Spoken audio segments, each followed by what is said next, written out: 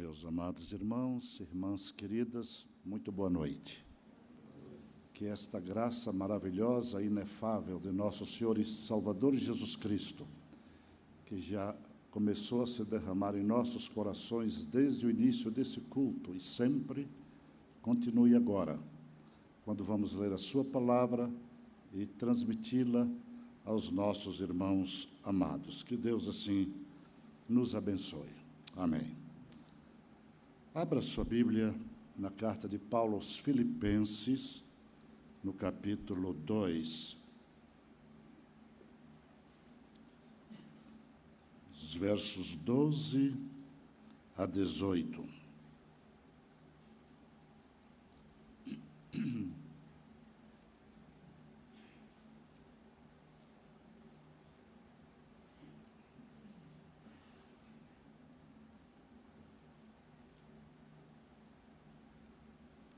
Filipenses 2, de 12 a 18. O desenvolvimento da salvação. Assim, pois, amados meus, como sempre obedecestes, não só na minha presença, porém muito mais agora na minha ausência, desenvolvei a vossa salvação com temor e tremor.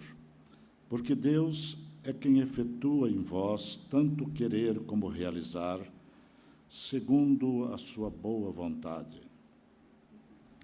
Fazei tudo sem murmurações, nem contendas, para que vos torneis irrepreensíveis e sinceros, filhos de Deus, inculpáveis, no meio de uma geração pervertida e corrupta, na qual resplandeceis como luzeiros no mundo, preservando a palavra da vida, para que no dia de Cristo eu me glorie, de que não corri em vão, nem me esforcei inutilmente.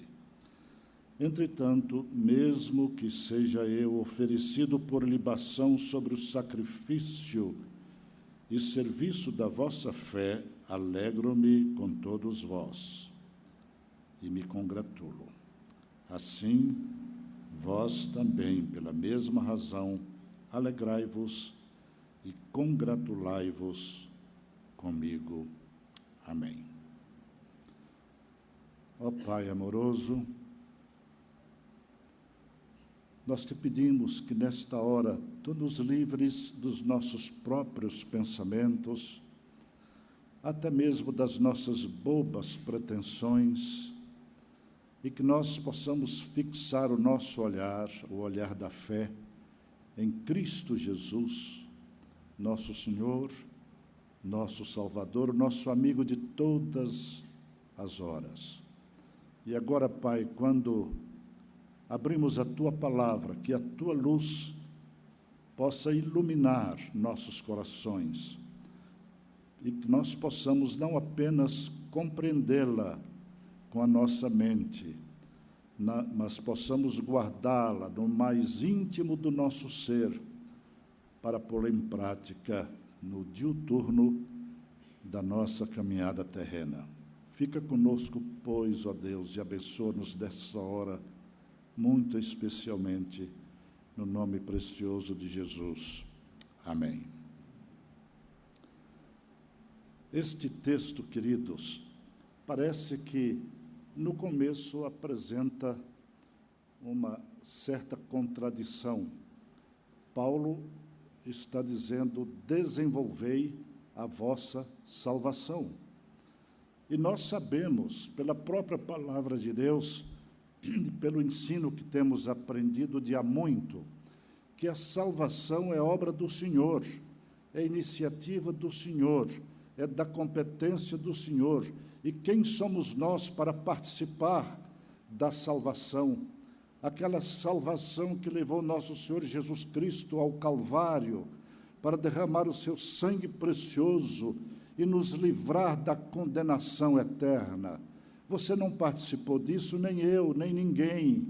Esta é uma obra específica e exclusiva do Pai através do Filho.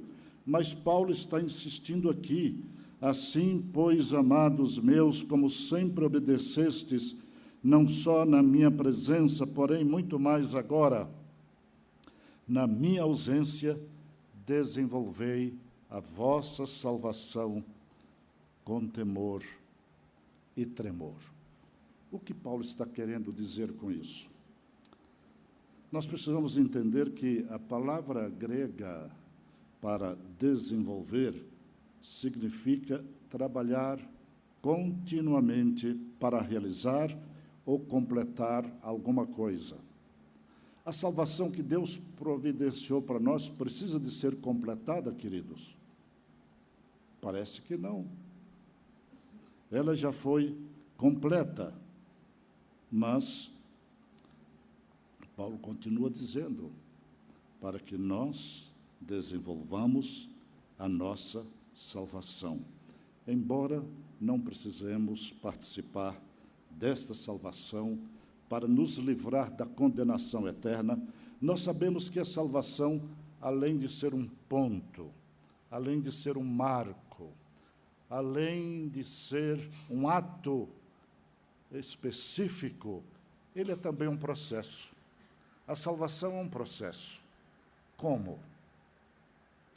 No momento em que você recebe a Jesus Cristo como o Senhor e Salvador, você está salvo agora e eternamente. Isto é absolutamente indiscutível e ninguém que recebeu a salvação perde-a. Eu me encontro com pessoas constantemente e pergunto, você conhece o Evangelho? Você é um cristão? Você tem assim um jeito tão agradável? Você conhece Jesus? E a pessoa, às vezes, diz para mim que é crente, membro de alguma igreja, não importa qual, mas alguns dizem assim, pastor, eu já fui. Eu falei, querido, se você já foi, você é, e você sempre será. E se você acha que foi e não é, você nunca foi, então você precisa ser. Correto, queridos? Salvação é eterna. E quem a alcança em Cristo Jesus não a perde jamais. Essa doutrina se chama perseverança dos salvos. A permanência, porque aquilo que Deus faz não é como o homem faz. O homem faz coisas que são perecíveis, que são temporais, coisas que passam. Aquilo que Deus realiza tem um caráter de eternidade, de permanência, aqui na terra e nos céus, pelo nosso futuro, infinitamente. Amém? Você crê nisso, querido? Isso não é apenas uma doutrina reformada dos presbiterianos, isso é uma doutrina bíblica, é uma doutrina cristocêntrica, é aquilo que nós aprendemos na palavra de Deus. Então, o que nós temos que entender, queridos, é que quando Paulo está aqui, pelo Espírito Santo, dizendo para cada um de nós, desenvolva a sua salvação, ele está dizendo, submeta-se ao Senhor obedientemente, para que você cresça em santidade e a sua salvação seja completa, buscando a perfeição que há em Cristo Jesus. É isso que Paulo está querendo dizer.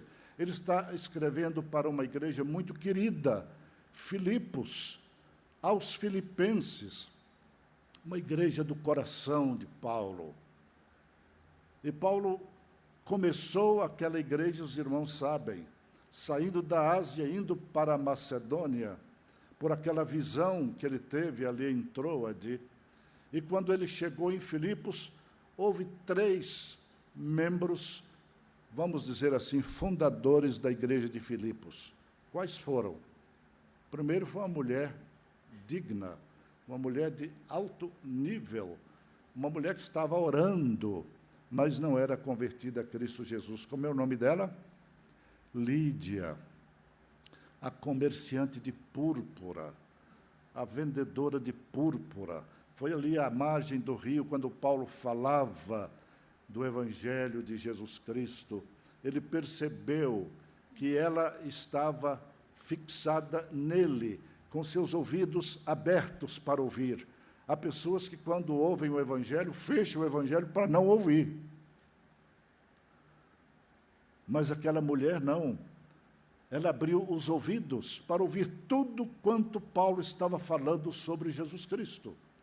Mas, além de abrir os ouvidos, ela abriu o coração para aceitar aquela oferta de salvação que estava vindo graciosamente através da palavra de Paulo.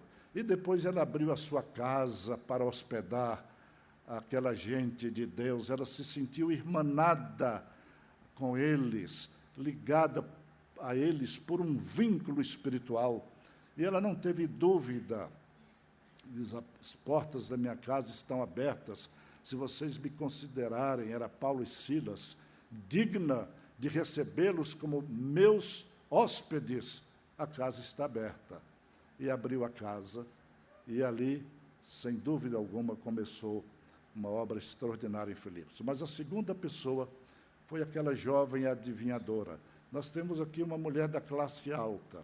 Depois vem a jovem adivinhadora, que era uma menina explorada por gente sem escrúpulos, que estava ganhando dinheiro à custa de suas adivinhações que vinham de espíritos malignos.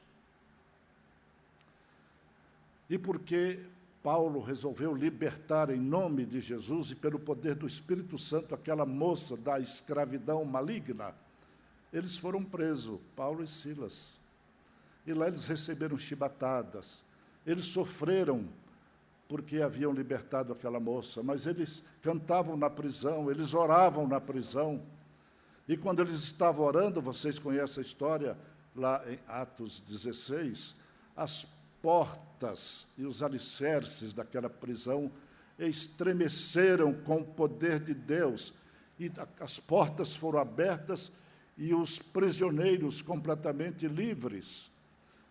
E o carcereiro de Filipos iria se matar, porque ele teria que pagar com a própria vida a segurança daqueles prisioneiros. Foi quando Paulo disse: não te faças nenhum mal, porque nós todos estamos aqui. Foram para a casa daquele homem. Ali, ele mesmo, o carcereiro, lavou os vergões do corpo de Paulo e de Silas.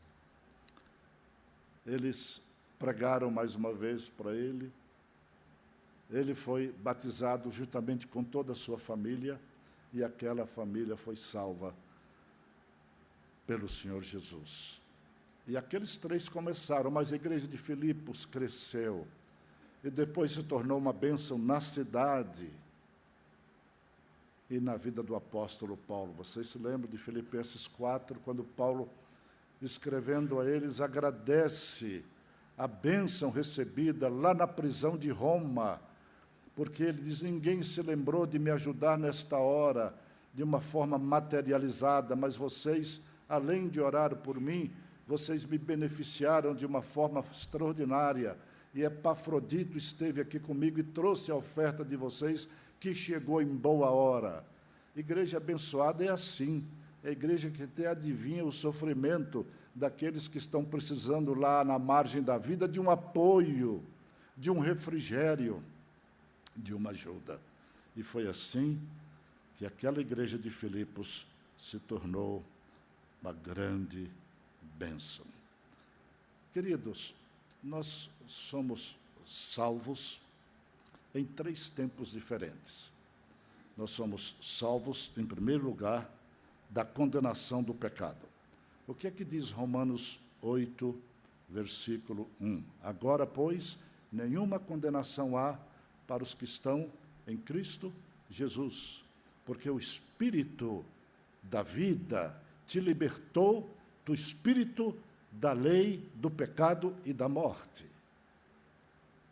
Então, esta é aquela salvação que eu expliquei, em que nós somos libertados da condenação eterna.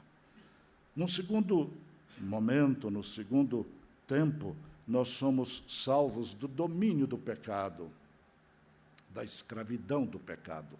Todos nós pecamos, mas quando nós somos convertidos a Cristo Jesus, o pecado dói no nosso coração, porque nós sabemos que entristecemos o coração de Deus. E aí nós confessamos nosso pecado, nós nos arrependemos, e o Senhor então vem e nos perdoa. Então, Ele nos livra da escravidão, do domínio do pecado. E Romanos 6,14 diz, porque o pecado não terá mais domínio sobre vós, pois não estáis mais debaixo da lei, mas debaixo da graça. Queridos, a lei condena os pecadores, a graça vem e nos absolve dos nossos pecados quando nós entregamos a nossa vida ao Senhor Jesus. Mas há um terceiro momento da salvação, quando nós somos libertados da presença do pecado. Ah, se fosse aqui no mundo, mas não é, é lá no céu. Quando estivermos aqui, estamos, rodeados pelo pecado. Estamos num mundo tenebroso. Mas lá no céu não existe coisa contaminada, porque no céu não entra pecado. No céu só entram aqueles cujas vestiduras foram branqueadas, alvejadas pelo sangue do Cordeiro de Deus, que tira o pecado do mundo. Então, queridos, quando João teve aquela visão lá no capítulo 7 de Apocalipse, daquela multidão dos glorificados do Senhor, cantando, louvando, bendizendo o nome do Senhor, o ancião perguntou, quem são estes que se vestem de vestiduras brancas? Quem são eles e de onde eles vieram? E João respondeu, tu sabes, Senhor. E o ancião respondeu, estes são aqueles que vieram da grande tribulação e branquearam e alvejaram as suas vestiduras no sangue do Cordeiro, que é Jesus Cristo. Então, queridos, com esta introdução, eu queria fazer a pergunta, quais são as marcas da salvação que nós encontramos aqui, que nos são dadas pelo Espírito Santo através do apóstolo Paulo? A primeira delas, queridos, é a marca do crescimento contínuo. A vida cristã é uma caminhada para frente, nunca para trás. Não deve haver retrocesso na vida cristã, para frente e para cima. O apóstolo Paulo havia plantado aquela igreja de Filipos e sempre procurou edificar e pastorear aquela igreja ao longe, de longe, encorajando-os a crescer na graça, no conhecimento de Jesus Cristo, nosso Senhor e Salvador. O autor aos Hebreus nos conclama a imitar o exemplo de Jesus Cristo, que foi perseverante em meio às provações. De que maneira? Lá em Hebreus 12:1, ele diz, portanto, também nós, visto que temos a rodear-nos tão grande nuvem de testemunhas, desembaraçando-nos de todo o peso e do pecado que tenazmente nos assedia, corramos com perseverança a carreira que nos está proposta. Olhando para quem? Para Jesus, o autor e consumador da nossa fé.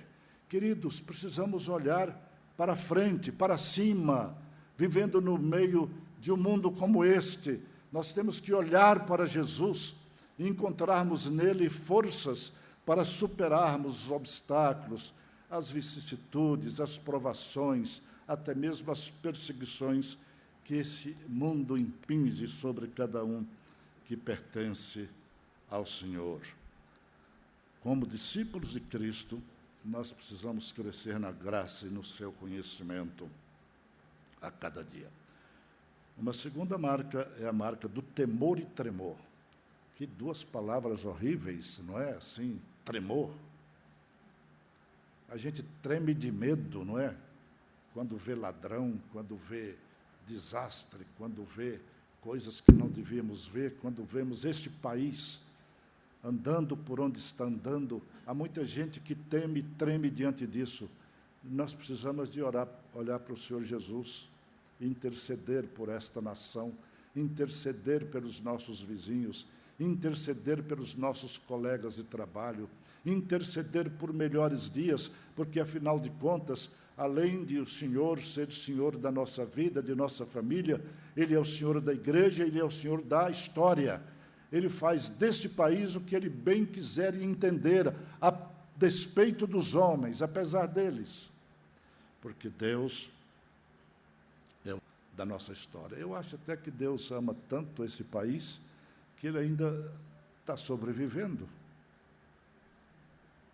Deus ama o Brasil. Ama, eu sei disso. Ele está dando oportunidade à igreja de interceder cada vez mais por esse país.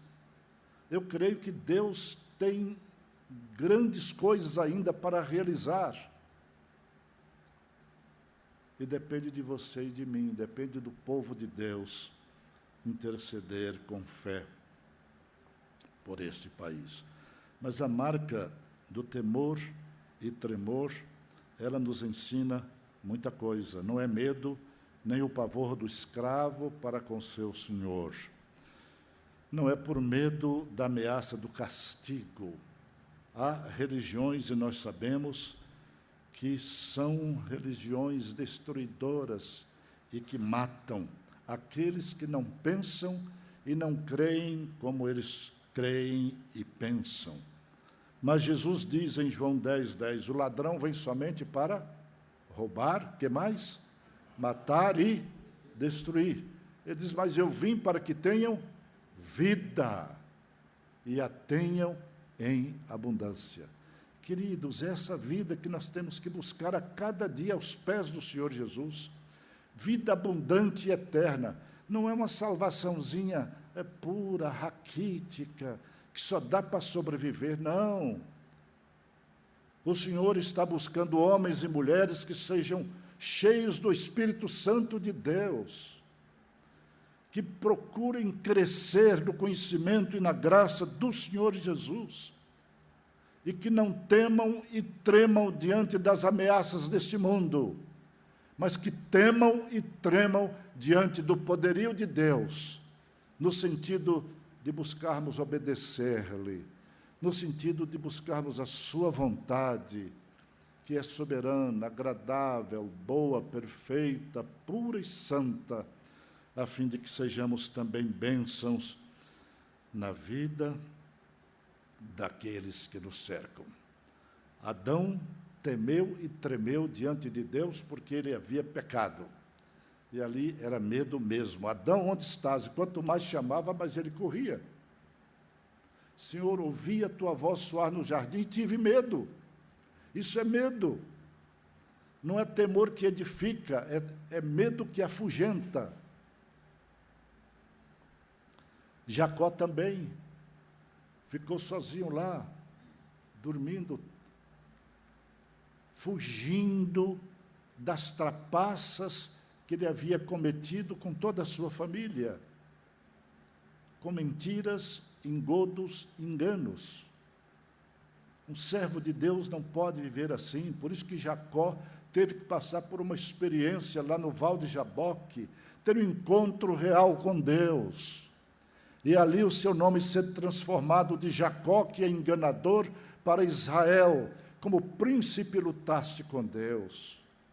Esse é o temor que nós precisamos de ter em relação ao nosso Deus, é o temor da obediência, é o temor do quebrantamento, é o temor da submissão e da confiança em nosso Deus, sabendo que sem Ele, nada que você faz, nada que eu faça, tem qualquer valor.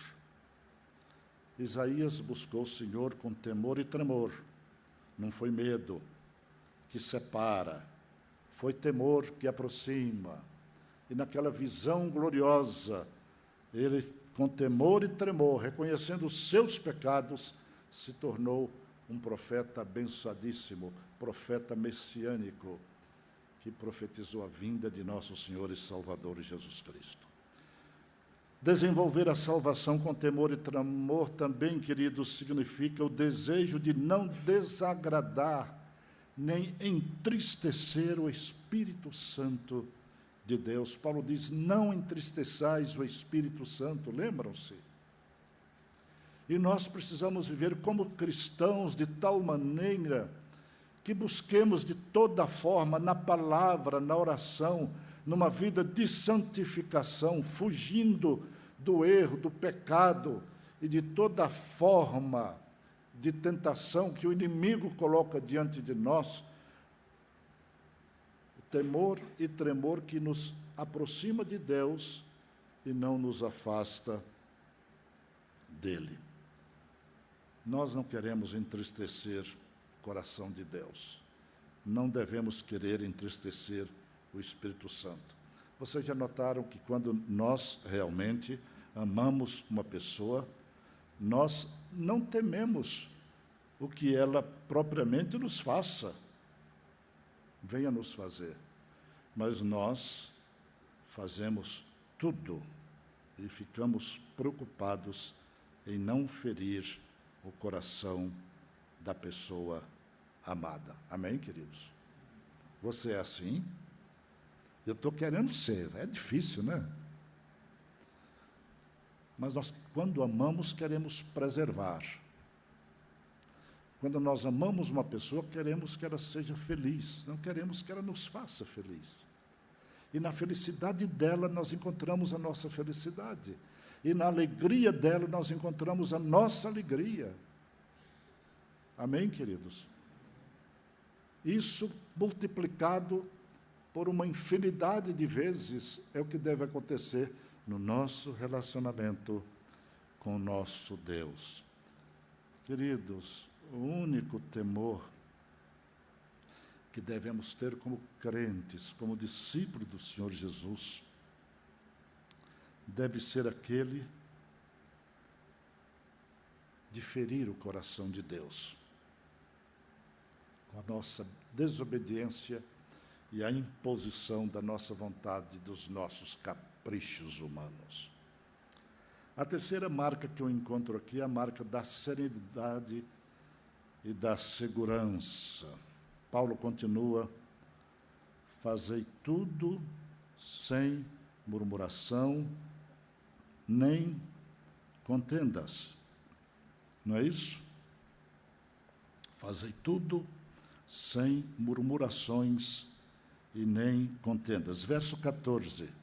Vamos ler juntos?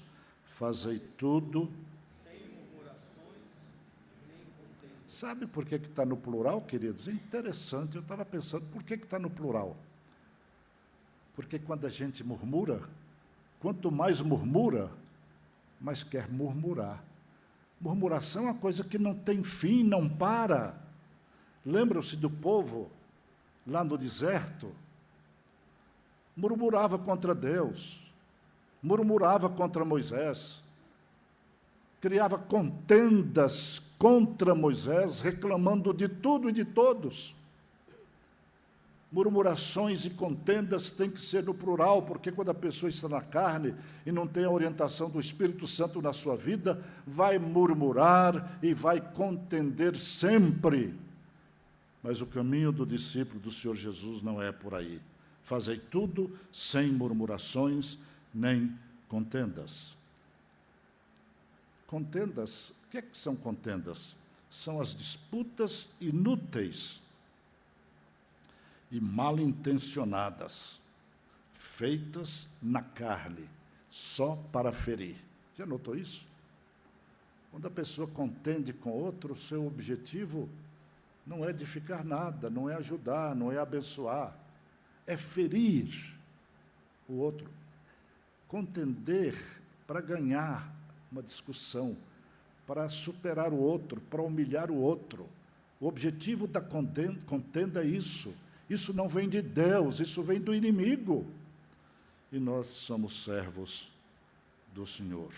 Somos encorajados como discípulos de Cristo a fazer tudo sem murmurações nem contendas.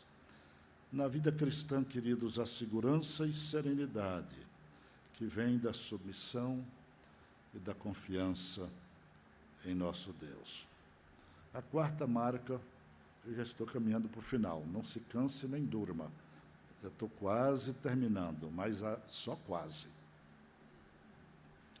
A quarta marca, que é a marca da pureza. Leia comigo o versículo 15, se você estiver cansado para despertar. Versículo 15. Para que vos torneis irrepreensíveis e sinceros, filhos de Deus, inculpáveis, no meio de uma geração pervertida e corrupta, na qual resplandeceis como luzeiros no mundo. Então, em primeiro lugar, a marca da pureza, nós vemos nesse versículo aqui.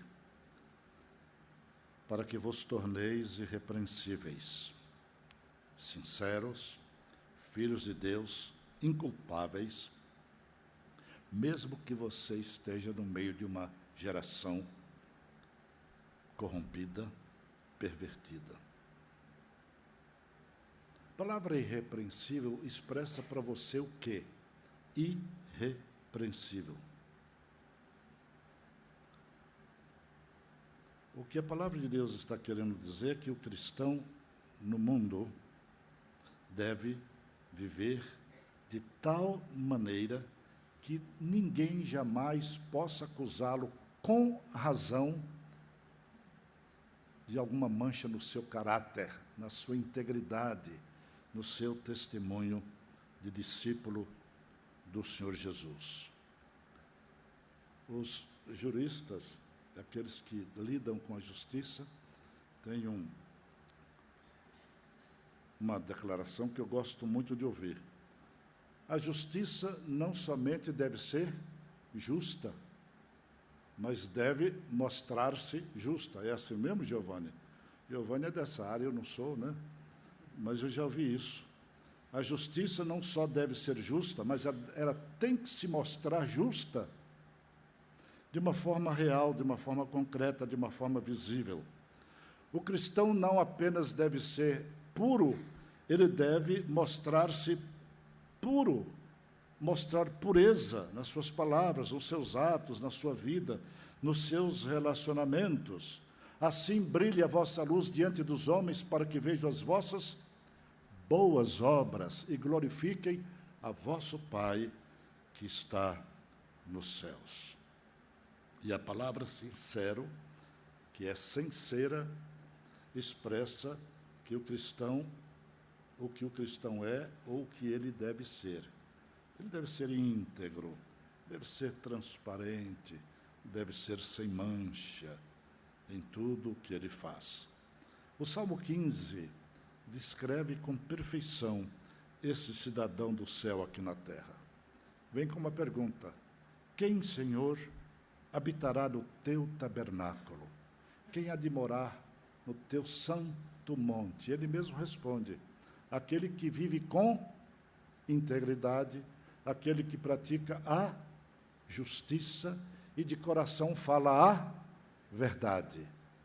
E o salmista termina o seu texto dizendo: quem assim procede jamais será abalado. Amém, queridos?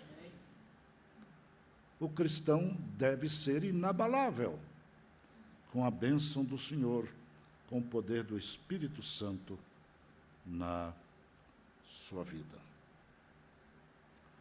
Paulo diz que nós somos luzeiros no mundo. E esta é a quinta e última marca que eu queria deixar com os irmãos.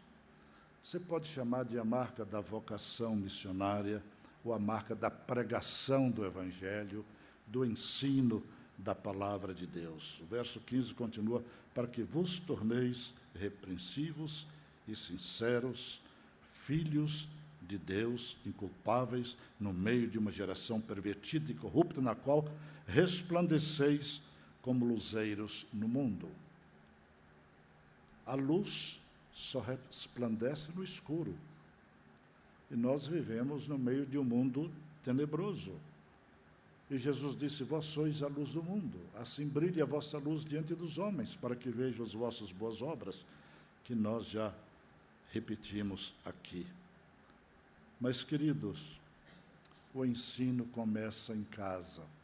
A pregação do Evangelho, a vocação missionária começa em nossa casa, no nosso relacionamento diário, com nossos filhos, depois com nossos vizinhos, com nossos colegas de trabalho, que devem nos reconhecer como luzeiros, como luz do mundo, sem jaça, sem mancha,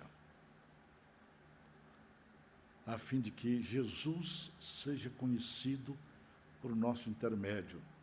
A luz que nós podemos deixar no ambiente onde nós vivemos não é luz própria, é a luz que vem do Senhor Jesus, por meio de nós, e que vai resplandecer no coração e na vida de outros.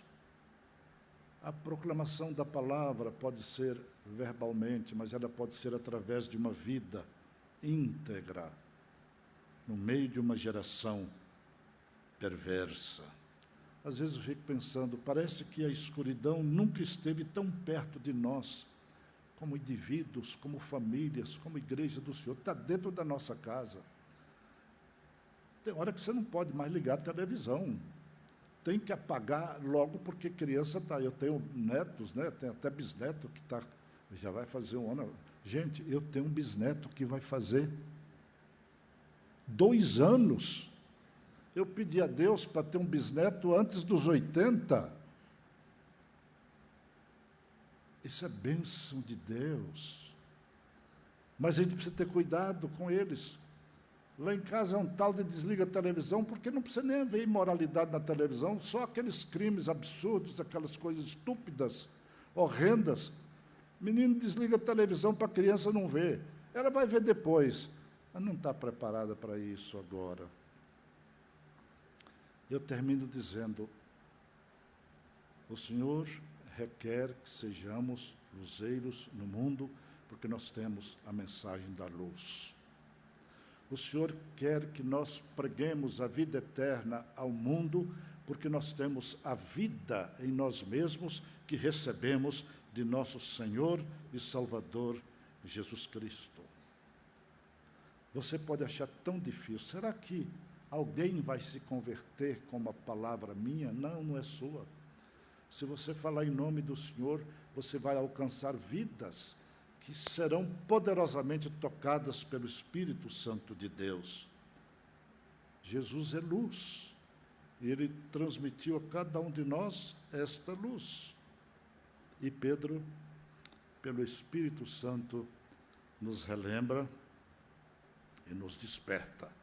Vós sois geração eleita, sacerdócio real, nação santa, povo de propriedade exclusiva de Deus, a fim de proclamardes as virtudes daquele que vos chamou das trevas para a sua maravilhosa luz. Nós somos luzeiros no mundo. Que o sejamos com a confiança e a dependência do nosso Deus, para que aqueles que vivem nas trevas recebam esta luz bendita. Amém.